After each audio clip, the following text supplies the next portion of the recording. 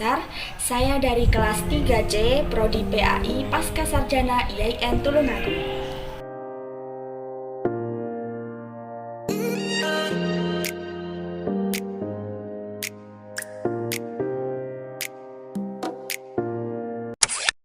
Bagaimana kabar teman-teman hari ini? Semoga tetap sehat selalu. Baik, di sini saya akan memaparkan tentang mata kuliah Inovasi Pembelajaran PAI, yaitu tentang pembelajaran PAI berbasis IT dan pemanfaatan e-learning.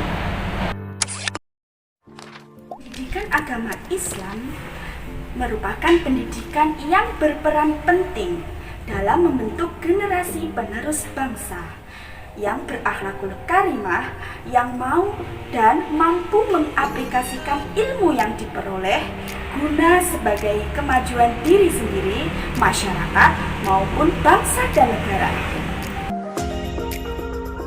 Agar tujuan pembelajaran PAI tercapai, maka perlu adanya pembelajaran yang efektif, di mana dalam pembelajaran yang efektif menggunakan strategi pembelajaran yang tepat, termasuk sarana dan prasarana, media, materi, serta metode yang digunakan. Adanya perkembangan iptek memberikan dampak positif terhadap dunia pendidikan. Lantas, dari perkembangan teknologi yang demikian pesat, bagaimana pelaksanaan pembelajaran PAI berbasis IT maupun berbasis e-learning? Simak video pembelajaran saya berikut ini.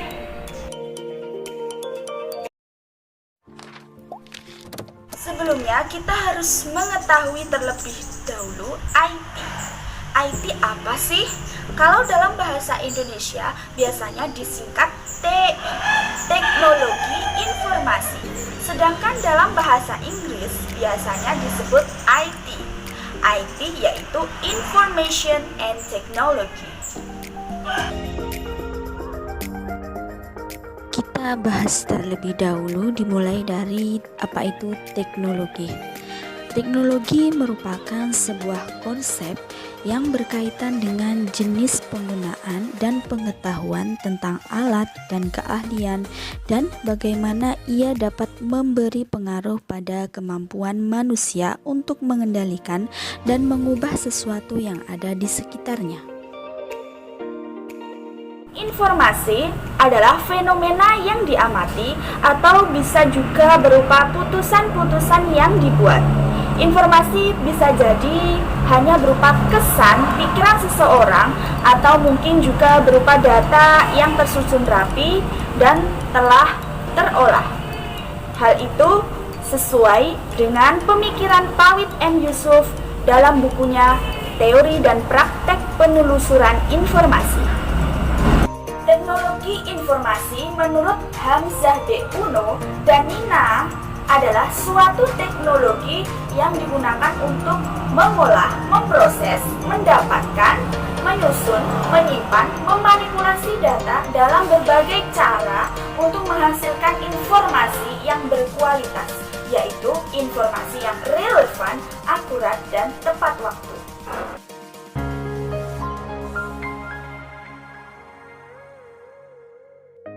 Selanjutnya yaitu macam-macam teknologi informasi. Yang pertama yaitu laptop atau notebook, perangkat canggih yang fungsinya sama dengan komputer.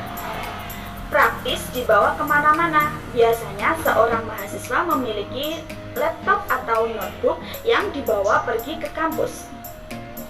Selanjutnya, yang kedua yaitu ada deskbook. Deskbook ini lebih praktis yang menyatu dengan CPU, mudah diletakkan di atas meja, namun harus menggunakan sumber listrik. Yang ketiga ada Personal Digital Assistant atau PDA. Bentuknya sangat mini, dapat dimasukkan ke dalam saku dan fungsinya sama dengan komputer. Dan yang keempat ada kamus elektronik. Nah, kamus elektronik itu dapat menerjemahkan bahasa Indonesia ke bahasa Inggris maupun sebaliknya. Dan selanjutnya ada MP4.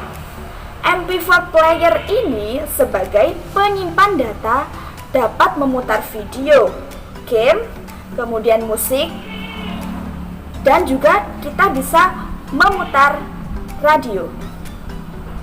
Dan yang kelima ada MP3. MP3 ini hanya dapat menyimpan musik dan hanya dapat mendengar radio maupun musik, tapi tidak bisa memutar video ataupun game. Selanjutnya ada flash disk. Kalian tentu sudah paham kan apa itu flash disk dan tentunya kalian memilikinya. Dan selanjutnya yaitu ada komputer. Komputer merupakan perangkat berupa software dan hardware. Dan yang terakhir yaitu ada internet.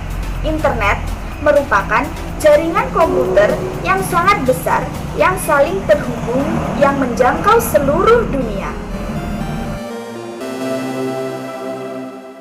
Lantas, apa sih penggunaan teknologi informasi dalam pembelajaran PAI?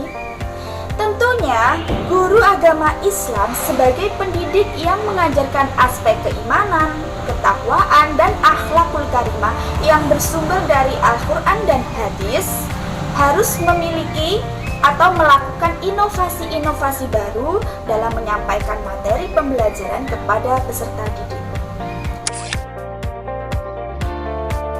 Guru agama Islam bisa memaksimalkan teknologi informasi pembelajaran menggunakan internet sebagai sumber belajar dan sebagai inovasi terbaru dalam pembelajaran PAI dalam menyampaikan materi pembelajaran. Di samping itu, siswa dan guru tidak perlu hadir secara fisik di kelas, tapi siswa dapat mempelajari bahan ajar dan mengerjakan tugas-tugas pembelajaran serta ujian dengan cara mengakses internet yang telah tersambung secara online. Contohnya dalam pandemi COVID-19 ini tentunya tidak memungkinkan pembelajaran PAI tetap dilaksanakan di dalam kelas. Dengan memanfaatkan kecanggihan komputer, handphone, dan internet, pembelajaran PAI dapat dilakukan secara daring. Dari pemberian materi, penugasan, hingga penilaian harian peserta didik. Sehingga diharapkan guru dapat menguasai dan mempelajari IT agar pembelajaran tersampaikan secara maksimal. IT sebagai salah satu ragam media pembelajaran PAI memiliki beberapa pengaruh. Di antaranya yaitu merangsang siswa untuk mengerjakan latihan, melakukan kegiatan laboratorium atau simulasi karena tersedianya animasi, grafik, warna, dan musik yang dapat menambah realisme. Kemudian, guru dapat membangkitkan keaktifan jasmani dan rohani siswa yang nantinya akan menimbulkan berbagai prestasi belajar siswa. Selanjutnya, memberi kesegaran dan variasi bagi pengalaman belajar siswa serta akan membangkit motivasi belajar siswa.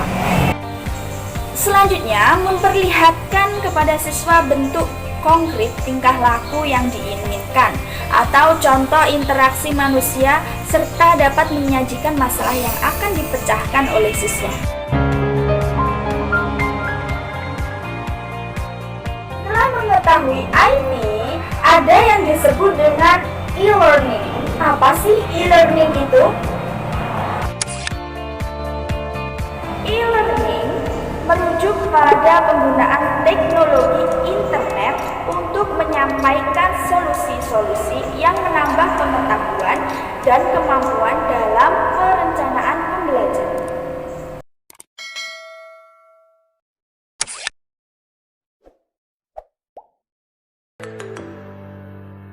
E-learning memiliki komponen-komponen yaitu diantaranya yaitu infrastruktur e-learning. berupa PC, jaringan komputer, internet, dan multimedia. Komponen selanjutnya yaitu sistem dan aplikasi e-learning. Apakah itu? Yaitu perangkat lunak yang memverifikasi proses belajar mengajar. Biasanya aplikasi ini digunakan untuk misalnya manajemen kelas, pembuatan materi, kemudian sistem penilaian, sistem ujian online, dan lain sebagainya. Dan selanjutnya ada komponen jenis aplikasi e-learning. Ada 3 jenisnya, yaitu yang pertama ada CBT, Computer Basic Training, dan yang kedua ada LMS, yaitu Learning Management System, dan yang ketiga yaitu e-learning berbasis web. Dan pelaksanaan e-learning yaitu kegiatan proses belajar mengajar dilakukan melalui jaringan tentunya dan lembaga penyelenggara e-learning dan mekanisme umpan balik yang dikembangkan oleh lembaga penyelenggara. Dan adapun manfaat e-learning yaitu meliputi fleksibilitas tempat dan waktu, kemudian independent learning, kemudian ada biaya standarisasi pengajaran, dan yang keempat yaitu fleksibilitas kecepatan pembelajaran. Terus implementasi e-learning dalam pembelajaran PAI itu apa? Nah, e-learning dalam PAI berperan sebagai media tambahan bagi peserta didik untuk memperoleh pengetahuan kognitif dengan lebih mudah dan mendalam sehingga bisa menguatkan penghayatan dan keyakinan afeksi. Nah, dari penguatan afeksi inilah nanti kemudian muncul motivasi untuk mengamalkan dan mengamati ajaran agama. Selanjutnya, e-learning juga bisa menyediakan video yang bisa merangsang afeksi siswa untuk materi-materi tertentu. Suatu terobosan inovasi-inovasi pembelajaran itu tidak luput dari kendala-kendala yang muncul. Nah, kendalanya apa saja sih? Nah, yang pertama yaitu ada budaya pembelajaran. Sebagian besar budaya pembelajaran yang ada di Indonesia itu berpusat tentunya pada guru. Nah, untuk menerapkan e-learning tersebut, sebaiknya dalam pembelajaran itu pengajar itu harus memiliki pengetahuan, kemampuan atau keterampilan, skill dan knowledge dalam mengoperasikan komputer dan internet secara optimal. Selanjutnya yaitu investasi. Suatu lembaga atau sekolah harus mengeluarkan biaya yang besar untuk memulai mengimplementasikan e-learning di setiap sekolah-sekolahan. Kendala yang selanjutnya yaitu infrastruktur. Tidak semua peserta didik itu memiliki komputer atau IT atau terkendala dengan akses internet yang sulit dijangkau oleh internet. Nah, sekolah juga perlu untuk mengeluarkan dana dalam menyediakan infrastruktur yang memadai dan menunjang untuk pembelajaran e-learning. Materi. Tidak semua mata pelajaran di sekolah itu bisa menggunakan IT, bahkan bisa menggunakan IT melalui e-learning. Materi pelajaran yang membutuhkan praktek langsung seperti olahraga, nah itu dan instrumen musik sulit disampaikan melalui e-learning secara sempurna. Jadi teman-teman sudah paham kan pembelajaran PAI berbasis IT dan juga pemanfaatan e-learning dalam pembelajaran PAI. Nah teman-teman, setelah menyimak pemaparan dari saya, misal kalian sebagai seorang pendidik harus sangat memahami metode media pembelajaran yang baik untuk disampaikan dalam proses pembelajaran, entah itu menggunakan IT maupun menggunakan e-learning dalam proses pembelajaran PAI. Dapat menggunakan misalnya jasa audio, video pembelajaran, perangkat komputer maupun kombinasi ketiganya. Itulah pemaparan dari saya tentang pembelajaran PAI berbasis IT dan pemanfaatan e-learning.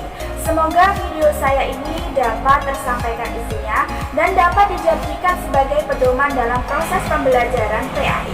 Sekian dan terima kasih. Tetap jaga kesehatan, ikuti protokol kesehatan, cuci tangan, pakai masker, jaga jarak, lindungi keluarga kalian di rumah. Sekian, wassalamualaikum warahmatullahi wabarakatuh.